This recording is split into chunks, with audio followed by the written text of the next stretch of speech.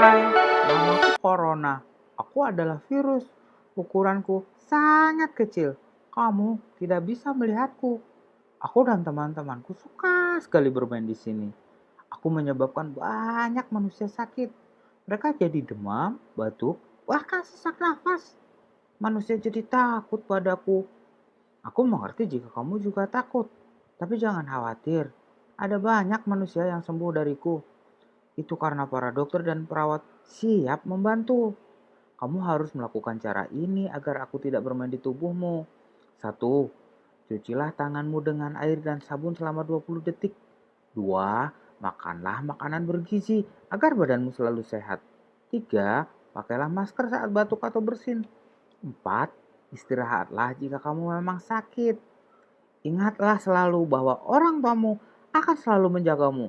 Semoga sehat selalu ya. Adanya video-video yang tersebar di kalangan masyarakat di awal masa kemunculan virus ini membuat ketakutan tersendiri bagi masyarakat.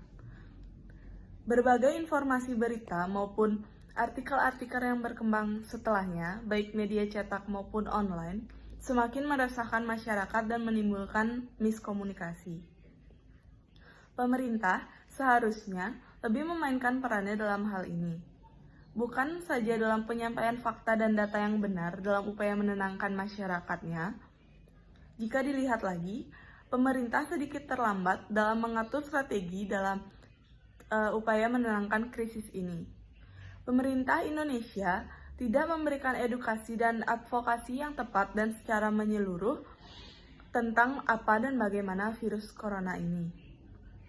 Masyarakat dibiarkan begitu saja menerima informasi-informasi dari berbagai media tanpa melakukan filter ataupun klarifikasi terlebih dahulu. Selain itu, pemerintah juga luput memanfaatkan media untuk memberikan pernyataan resmi yang bisa dipertanggungjawabkan. Indonesia adalah salah satu negara yang menjalankan bentuk pemerintahannya dengan sistem demokrasi, lebih tepatnya demokrasi Pancasila, di mana hal ini artinya setiap warga negara harusnya memiliki hak yang sama.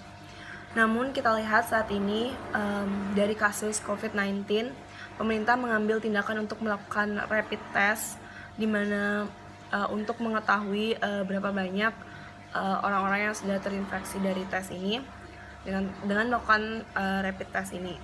Tetapi jika kita lihat lagi di daerah-daerah, terutama daerah-daerah terpencil yang infrastrukturnya kurang memadai, tentu saja tidak mendapatkan hak yang setara dengan warga negara yang tinggal di daerah perkotaan.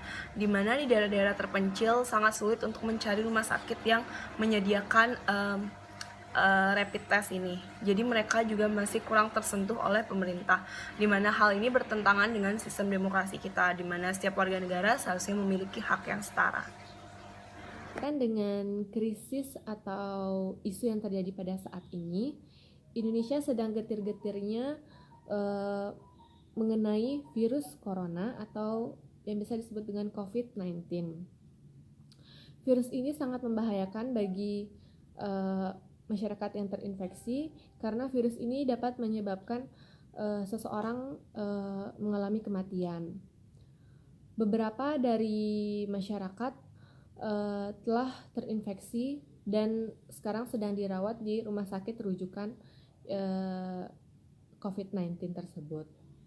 Seharusnya pemerintah memberikan edukasi mengenai apa dan bagaimana virus tersebut sebelum masuk ke dalam Indonesia.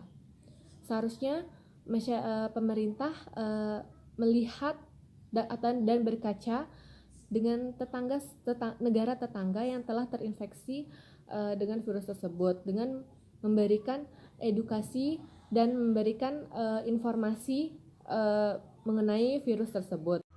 Secara normatif, pemerintah memiliki tugas utama dalam mewujudkan kesejahteraan umum terhadap masyarakat, sehingga proses pemerintahan perlu diatur oleh konstitusi, serta bentuk program sebagai mandat dalam mewujudkan tujuan tersebut.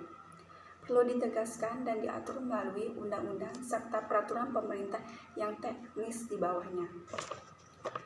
Dalam konteks negara Indonesia, Pemerintah menganut sistem desentralisasi sehingga pemerintah daerah pun memiliki peran vital dalam mewujudkan Indonesia yang damai, aman, adil, dan makmur. Pada bulan Desember yang lalu, dunia dihebohkan dengan sebuah wabah virus corona yang sering disebut dengan COVID-19. Beberapa bulan kemudian, kasus tersebut menjadi isu internasional karena penyebarannya yang begitu cepat